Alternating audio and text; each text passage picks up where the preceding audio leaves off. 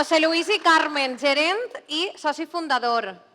Escolteu, enhorabona de veritat. Contem una miqueta... Contem una miqueta... A mi sí que m'interessa també que em parli vostè, perquè, clar, l'empresa va començar sent l'empresa que és avui en dia. Com s'ha transformat tot? Jo fa temps, fa 50 anys, 51. Ja fa 50 anys. Es començaron meus socios en una trapería que tienen entonces, i han anat evolucionant i equipos nous i tot, gent nova, gent molt vàlida. Ja tenim un grup, tenim diverses empreses també de reciclatge i bé, estem ahí.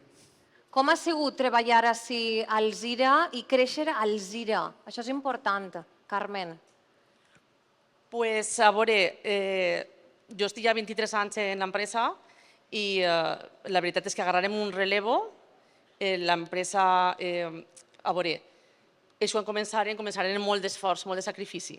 Però després, en els anys 90, amb la tecnologia, industrialització, al final tingueren que invertir en maquinària, va anar desenvolupant-se el negoci fins el que és ara i, bàsicament, això. Sabeu el poder que teniu realment com a empresa? Perquè estem parlant de reciclatge, estem parlant de transformar aquestes matèries per a donar-los una segona vida en un moment en què és molt important mirar el canvi climàtic i pensar un poquet en el medi ambient. Sou conscients i a banda també m'agradaria que llançareu un missatge a les empreses perquè també incorporaren aquesta ètica d'ús. Sí, com t'he dit abans, des dels anys 90, amb les legislacions europees i estatals, hi ha un impuls molt gran per a la gestió de residus. Creixen les empreses encarregades de gestionar residus, de classificar, i al mateix temps hi ha més consciència ambiental que ens ha portat a l'actual sistema d'economia circular. Jo crec que les empreses en general estan prou conscienciades.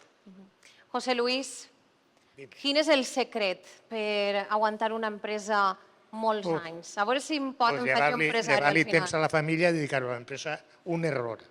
Un error. Això anava a dir-te? Un error. Perquè Pues ho dic a tots. Mira, i en la vara, i en la vara. No, de veres. En el guiato. Cuidao, Per què?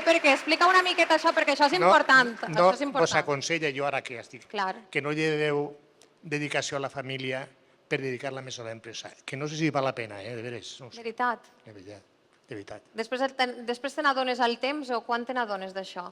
Quan et dones compte d'això? Ui, quan ja realment... Jo tinc fills majors, i quan ja els veus dius, ostres, s'han fet majors i no m'he enterat. I com es pot fer? Com pots combinar-ho tot? Com podeu conciliar? Això m'agradaria que m'ho diguereu també. Cada vegada és més difícil, no? Cada un té la seva fórmula. La meva és la meva. La teua quina és, José Luis? Avui no tornaria a fer el que ha fet. No? No. No tornaria a fer-ho? No. No? Da igual ser més gran o més xicotet, però jo veuria créixer els meus fills, que no s'ha vist créixer. Això és bonic, perquè el temps al final no pots tirar-lo enrere, no? No. Hi ha que aprofitar-ho. Que té gràcia, no. Hi ha que aprofitar-ho. Si no ho faríem, no? Si no ho faríem. Carmen, quins són els reptes de futur que tenim per ahí? T'has emocionat una miqueta? Sí, un poquet sí. És que al final jo soc filla i molta gent se sentirà reflexada en les paraules de mon pare, clar. Clar. Sí. Que al final és molt de temps que se'n va, no? que se'n va. Això també és el que estàvem parlant, no? Que els empresaris teniu aquesta part també de ser persones valentes i emprendre grans coses. Al final ha dit una veritat. A mi m'agradaria quedar-me molt així a xerrar amb vosaltres. Carmen, reptes de futur, on veiem l'empresa en els pròxims anys? Pues nosaltres estem en un procés d'expansió.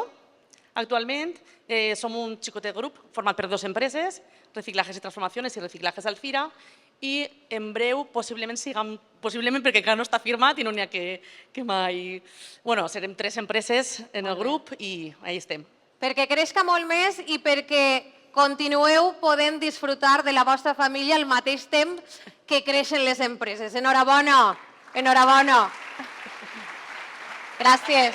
Gràcies.